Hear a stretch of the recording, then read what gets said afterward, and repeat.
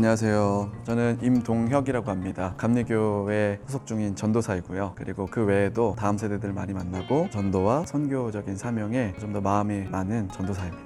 저도 모태신앙이고요. 고등학교 때까지도 열심히 신앙생활을 했던 사람 중에 한 명인데 제가 만난 하나님은 그토록 없었습니다. 산에서 3년 동안 저녁 시간을 잠시 기도하고 예배하고 하는 시간들이 있었거든요. 하나님의 인격적인 개입과 음성이 들리기 시작했고 하나님이 어떤 분이신지 많이 접하고 또 가르쳐 주시고 알게 되는 그런 시간을 통해서 하나님을 점점 더 만나게 된 것 같습니다.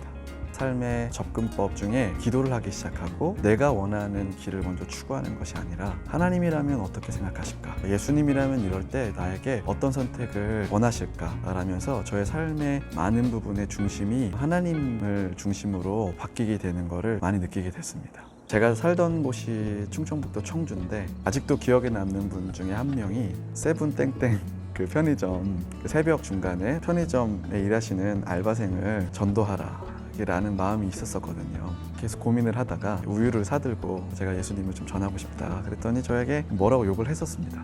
뭔가 울분이 찬 것처럼 너무 겁이 나가지고 죄송하다고 하고 밖으로 나왔어요. 보통 그런 거 하면 저희가 떨리잖아요. 자꾸 그분이 생각이 나는 거예요. 보통 그냥 지나갈 때도 많은데 그 사람이 너무 생각이 나서 하나님 앞에 다시 기도했더니 가게 안으로 들어가서 만나길 원하시더라고요. 순종했죠. 그분 앞에 서서 다시 왔다고 했더니 그분이 저에게 아까는 미안하다. 내가 사실은 교회에 너무 많은 상처를 받고 너무 많은 아픔이 있었기 때문에 그렇게 전도하는 사람들만 보면 주체를 못하겠다 라고 하면서 저한테 도리어 먼저 사과를 하시는 거예요. 너무나도 그걸 사과하고 싶은데 제가 먼저 떠났고 자기도 너무 마음이 불편하고 하던 차에 제가 다시 들어왔고 그래서 간절히 제 얘기를 들어주셨고 하나님이 어떤 분이신지 또 하나님이 어떻게 위로를 하기 원하시는지 그 마음을 좀 잘 나눌 수 있는 기회가 있었었고요. 그때쯤 해서 한 가지 또 에피소드가 있는 것이 역시나 전도할 때인데 제가 이렇게 산에서 학교 가방 메고 그 산에서 기도하고 내려오면 주택가를 한 번씩 어른들이나 지나가는 사람들을 전도하라는 마음을 꼭 주셔서 순종하고 싶었거든요. 다들 이렇게 전도를 하고 오다가 마지막 집이 있었거든요. 그 주위의 분들은 다 잘 사는 집인데 거기만 약간 허름했던 집이었어요.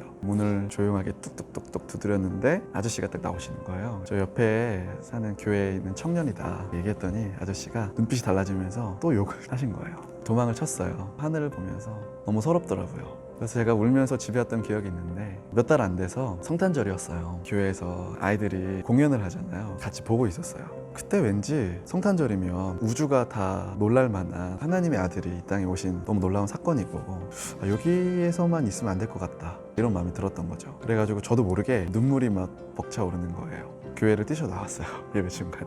저도 모르게 발걸음을 그냥 따라가다가 딱 앞에 섰는데 제가 저번에 욕먹었던 그곳이었던 거예요. 하나님, 제가 주님이 기뻐하시는 일을 하고 싶은데 이곳에 또 들어가야 합니까? 라고 했더니 주님이 허락하시는 마음이 드는 거예요. 문을 열고 들어갔더니 아저씨가 그때 이제 술에 채기셨나 봐요. 집안에 이렇게 메주를 널고 계신 거예요. 인사드리면서 그날 아침에 받았던 양말을 꺼내가지고 드릴 겸 안녕하세요 아저씨, 지난번에 제가 이렇게 전도하러 왔다가 아저씨가 욕하셨던 청년인데 기억하시냐고 그랬더니 아저씨가 웃으시면서 저한테 메주를 같이 널어달라고 하시는 거예요. 그래서 아이고 살았다.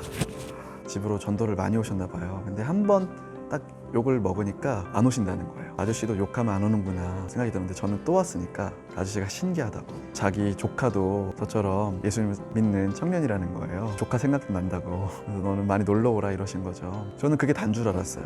메주가 집안에 있으니까 더 꺼내오라고 하셨거든요. 그래서 그걸 꺼내려고 집 안으로 딱 들어갔는데 그때서야 하나님이 저를 왜 보내셨는지를 알게 된 거예요.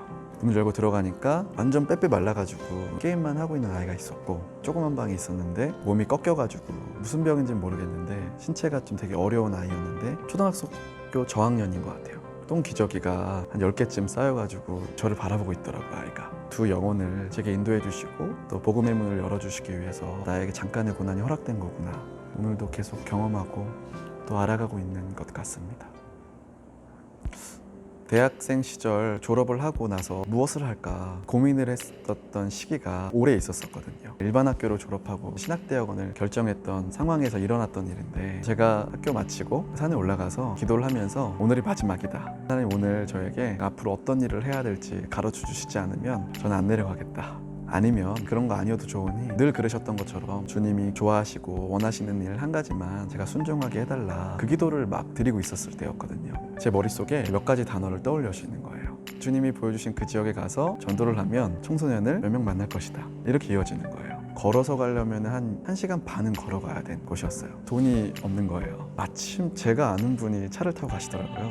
저를 거기까지 태워다 주셨어요. 도착하니까 제 옷은 흙 묻어 있죠. 당연히 거절당하죠. 포기하려던 순간에 저 멀리에 청소년들이 모여 있더라고요. 근데 주님이 말씀하신 숫자의 청소년들의 수가 아니었어요. 그래서 그냥 늘 그랬듯이 나 교회 다니는 형이다. 너네들 맛있는 거 사줄 테니까 언제든지 연락해라고 전화번호 알려주고 리더 같은 아이가 빼빼로 산 애들 어디 갔냐고 이러는 거예요. 그때가 빼빼로 대회였거든요. 제가 몇 명이냐고 물어봤죠. 2명이라고 하는 거예요. 그러면은 제가 하나님께 들었던 그 수가 딱 맞춰지는 수였거든요. 제가 그때 너무 놀란 거예요.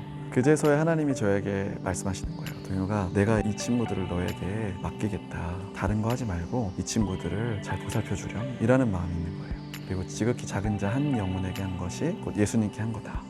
라는 마음을 좀 확인시켜 주시더라고요. 그 친구들의 만남을 시작으로 또 더 심한 친구들도 있고 그 친구들을 하나님 계속해서 저에게 밀어 넣으시더라고요. 붙여주시더라고요. 워낙 이 분야에 대해서 먼저 걸어가신 선배님들이 많으시고 저는 이걸 전문적으로 하는 건 아니지만 교회도 몇 번 데려오고 또 적응시켜주고 싶었는데 교회가 그거를 담아내지 못하는 게 가장 좀 안타까운 게 컸던 것 같아요. 근데 어느 날 하나님이 저에게 초등학교 때, 중학교 때, 고등학교 때 졸업 앨범을 꺼내서 저에게 기도를 시키셨어요. 초중고를 다 하나님이 학생회장을 하게 하셨거든요. 기도를 하다 보면 하나님이 마음을 주시잖아요. 그래서 한 명 한 명 이렇게 한 반 한 반 눈에 담다 보니까 이 친구들이 지금 무엇을 하고 있는지 저도 궁금한 거예요. 희한하게 하나님이 택시를 타거나 아니면 제가 가는 병원에 의사 선생님으로 오거나 주유할 때 주유 직원으로 오거나 아니면 지하철 탈 때 아무도 없는 텅 빈 지하철에 저랑 둘이 만나거나 하는 방식으로 하나님이 만나게 하시더라고요. 예수님을 끝까지 포기하지 않았던 그리고 주님이 말씀한 성경에 기록하신 하나님의 약속을 조금이나마 붙들었던 그 친구들은 하나님의 도움을 받으면서 극복하고 또 이겨내는 삶을 보았는데 그렇지 않았던 친구들의 삶은 많이 무너져 있구나. 이야기는 다 같아요. 그동안 너무 이러한 시간이 그리웠다. 부주의했던 자기가 자기 스스로 결정했던 그 습관들이 좀 안타깝다라는 이야기들이 좀 많았거든요. 은혜도 있었어요. 예수를 믿지 않았던 친구들도 자연스럽게 인생의 문제를 만나니까 하나님의 존재가 되게 필요한 거예요. 아이가 아프니까. 옛날엔 예수님 믿지 않았는데 나이가 들고 아이가 아픈데 믿음의 친구들에게 기도를 요청하더라고요.